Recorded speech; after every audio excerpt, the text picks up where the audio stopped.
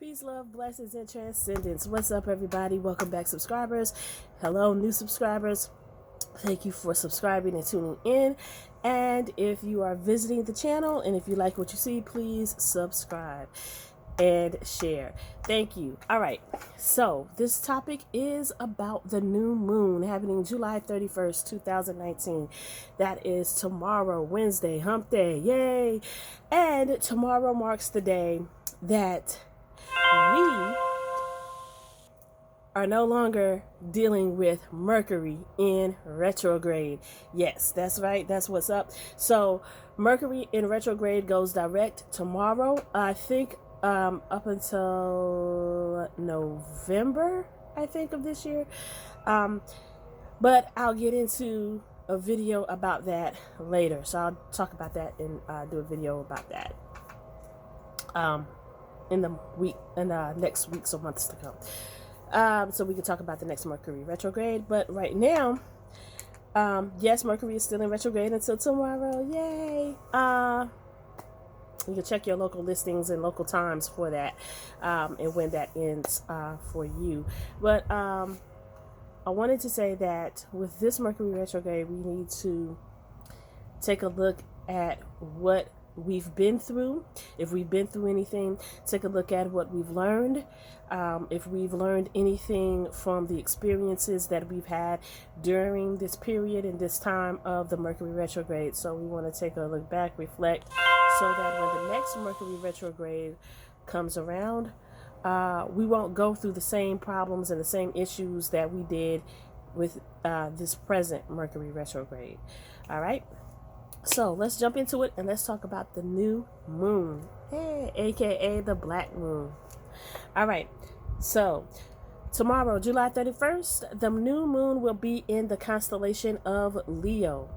So this new moon is all about cramming as much fun as possible before summer ends, according to Donna Page.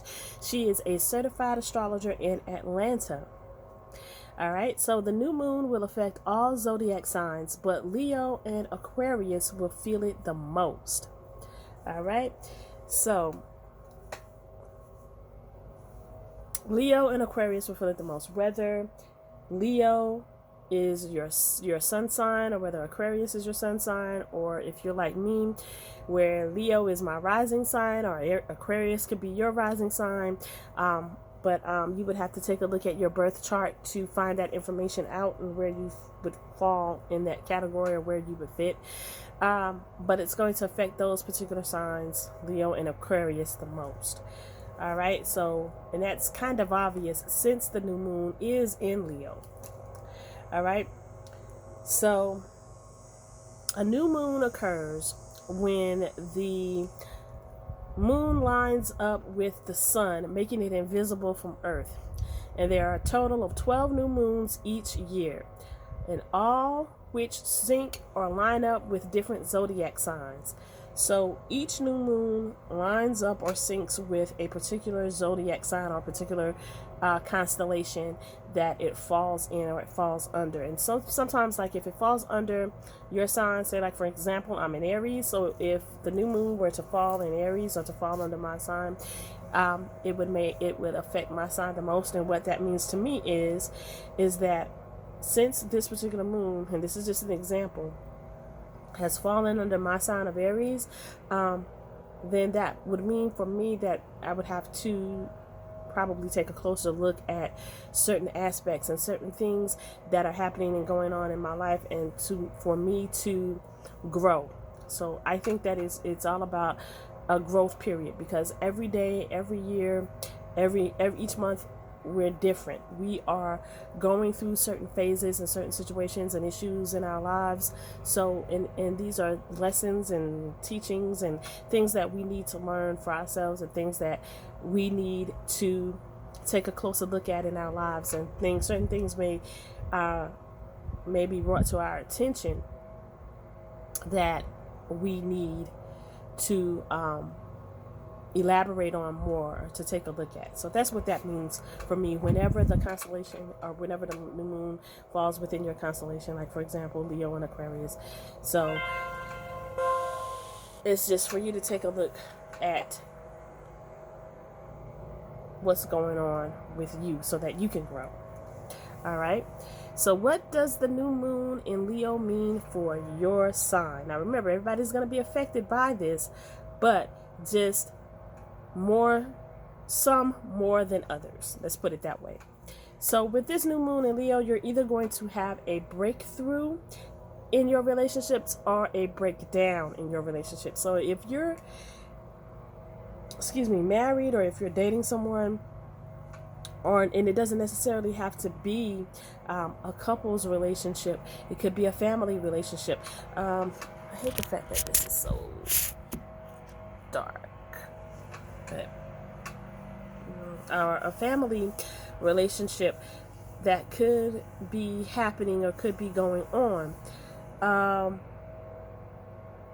So this would be a time for you to, if you're having problems or issues, this would be a good time to reflect on those issues or those problems that you may be facing and trying to compromise. And I know that you can't compromise with everybody. I know that's easier said than done. It's very difficult to get along with some people, and I know that, and I understand that, because some people feel as though they're always right, or they're always in the right. They don't do anything wrong, or they're the victim all the time, and I get that. But if you're putting forth an effort to try to change the situation, or to change and to make a difference, well then I applaud you. You know, as long as you try to put forth an effort, and hey, if it doesn't work, that particular individual or those individuals that you're having the conflict with, it's just not time. And then sometimes it's just best to leave things alone, leave situations alone. I know sometimes it's hard for us because we want closure, or we want to have some type of connection or communication. But sometimes, of course you can still love each other. But, it's just the fact that some people are just at a point in their lives where they are who they are. They're set in their ways, and it's hard for them to apologize because they feel as though they didn't do anything wrong, so they don't have anything to apologize for. And I'm using this as an example because this is concerning myself and a family member. There was a situation that went down, and that's what I am using to explain this example. All right, we've all been there before. Okay, we've all been there. All right, so let's keep it moving. All right. So now we're going to talk about the Leo new moon has a lot to do with having fun. Now, although it could cause a breakthrough or a breakdown in your relationships, but this is probably like a learning period for you, right? Where you can learn how this person works emotionally, how you work emotionally, things of that nature. So it's all about fun, and that's what I like about my Leos, because see, I'm compatible with you guys. Hi, yes, to all my Leos out there, what's up? I'm compatible with Aquarius as well, but it's all about having fun, and it can also spark some deep thinking about how to make your life better as a whole. Now, that's what we want to focus on. We want to get to a point in our lives where we can, make our lives better. We want to constantly grow. We want to constantly mature. We want to constantly get to a point in our lives where,